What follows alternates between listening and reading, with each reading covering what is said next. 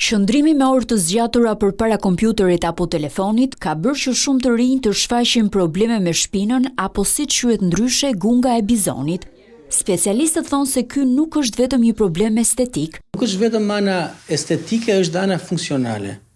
Dhe për të gjithë ata që po në zyrë dhe kanë këtë qëndrimin që janë të përkurur para, duhet ta trajtojnë. Jo ta trajtojnë vetëm me fizioterapi, po edhe me ushtrime, sepse kjo me kalimin e kohës na jep probleme për frymarrjen, na jep probleme me qafën, pa nuk është vetëm problem estetik, po është edhe shëndetësor. Problemet që mund të na jap janë të ndryshme, për shembull, na jep dhimbje koke, probleme me qafën e ndjejmë të ngurtë, probleme kur flem gjumë, jastëku, zhurma në vesh, ndjehemi gjithmonë të lodhur.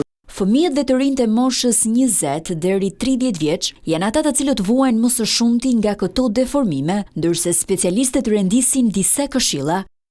Nëse më përpara shikonin me ata që po në zyrë që kishin këtë lloj problematik, tani kemi edhe të fëmijët dhe tek të rinjt, te moshat 20, 30, që ta parandalojmë këtë lloj problemi është të njohim veten tonë.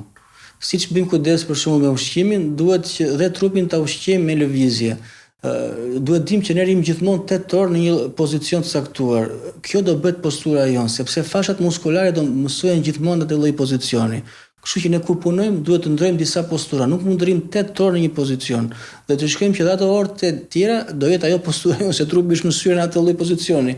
Kështu që është që ne të mësojmë si të punojmë. Për shembull, punojmë para kompjuterit, jetë gjithmonë një pozicion drejt me syt, të evitojmë pozicionet e përkurura para. Edhe fëmijët, nëse do t'i lëmë të luajnë, të lëmë me kohë të gjatë, se një fëmijë nuk e njeh posturën, dhe ai gjithmonë rrin në këto pozicione të llastuara, duke ndentur për orë të gjata në këtë pozicion të llastuar, do bëhet postura e tij dhe do na formojë kifoz, por edhe skolioz. Gunga e bizonit është një lakim jo normal i shtyllës kurrizore të sipërme që e bën shpinën të duket më e rrumbullakosur se zakonisht, duke shkaktuar dhimbje dhe ngurtësi.